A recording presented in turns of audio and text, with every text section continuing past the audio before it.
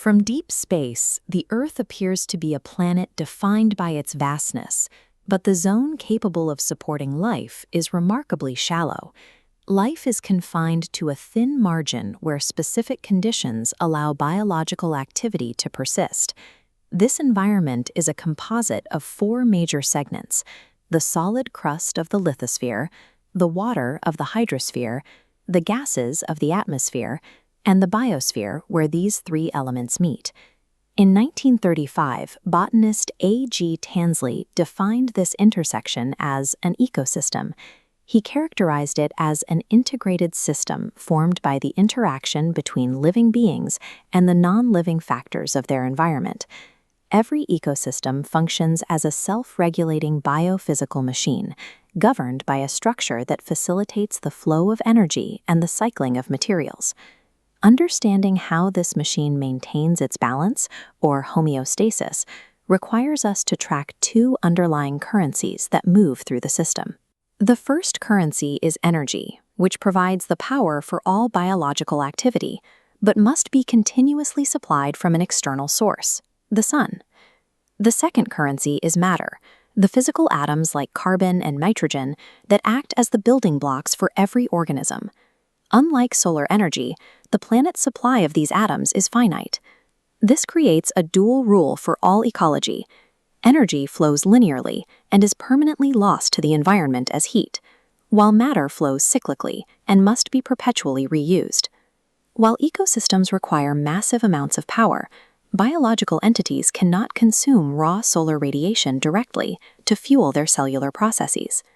As shown in this structure, the ecosystem bridges the gap between the abiotic and biotic worlds through autotrophs, or producers. These producers, primarily green plants, utilize photosynthesis to fix light energy into chemical glucose, transforming simple inorganic substances into complex organic food. Under the first law of thermodynamics, energy is neither created nor destroyed. The producers simply act as transducers, changing solar input into a chemical format that the rest of the biological community can ingest. Once energy is chemically captured, it is distributed through the community across different feeding connections. Energy moves up a trophic pyramid from producers to consumers, but this transfer is inefficient. Organisms burn most ingested energy on metabolism. Under the 90% rule, only 10% is stored in the next level. The rest is lost. This loss is a requirement of the second law of thermodynamics. During every energy transformation, a portion of useful energy is degraded into unusable heat that escapes into the surrounding environment. We see this degradation in the explosive physical effort of an apex predator. The hunt burns through the very energy captured tiers below. Because this energy flow is unidirectional and constantly degrading into heat, the system eventually runs out of budget. This is why food chains rarely exceed 4 or 5 levels before they can no longer support a population. While energy bleeds out of the system, matter operates differently.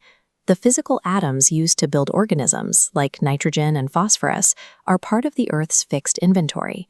If matter followed a linear, one-way path, the ecosystem would eventually run out of the raw materials needed to construct new life. To maintain its state of balance, the system utilizes biogeochemical cycles to move these elements through both the living and non-living segments of the environment. By recycling chemical components in a closed loop, the ecosystem ensures that no matter is permanently lost. It is simply transformed and reused. The nitrogen cycle exemplifies this perpetual recycling. Nitrogen builds proteins and DNA. But while N2 makes up 78% of the atmosphere, it's biologically inaccessible.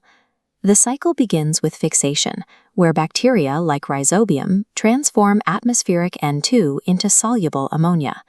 Nitrification and ammonification follow, where microbes process these compounds into nitrates and break down organic matter. During assimilation, plants absorb these nitrates from the soil to build proteins, physically moving the nitrogen atoms into the biological food web. To complete the circle, anaerobic bacteria perform denitrification, breaking down nitrates and releasing gaseous nitrogen back into the atmosphere. This self-contained loop allows ecosystems to rebuild themselves over millions of years using the exact same atoms. Ecosystem stability is maintained by these metered natural cycles, but homeostasis can be disrupted when artificial human inputs bypass the loop. Industrial fertilizers inject massive excesses of soluble nitrates directly into the environment, overwhelming the capacity of plants to assimilate them. Because nitrates are highly soluble, these excess amounts leach past the root zone and pool directly in the groundwater. When these nitrates enter human systems through drinking water, they chemically interfere with the blood's ability to transport oxygen. In infants, this causes methemoglobinemia, a condition where oxygen levels in the body drop significantly, leading to blue baby syndrome. In water bodies, these excess nutrients trigger eutrophication, the rapid, unnatural growth of algal populations that block sunlight and exhaust the water's oxygen. This spike in biological oxygen demand suffocates aquatic life, causing a systemic collapse of the local ecosystem. Every ecosystem functions through these two distinct mechanics, the linear, degrading flow of energy, and the circular, conservationist flow of matter. Homeostasis occurs when the input of solar power and the recycling of physical elements remain in a functional balance without external disruption. Modern industrial activities and a growing population place pressure on these cycles, often pushing them beyond their natural limits. Ultimately, sustainable development is a management problem. It requires aligning human consumption and growth with the thermodynamic and physical laws that define the boundaries of our planet.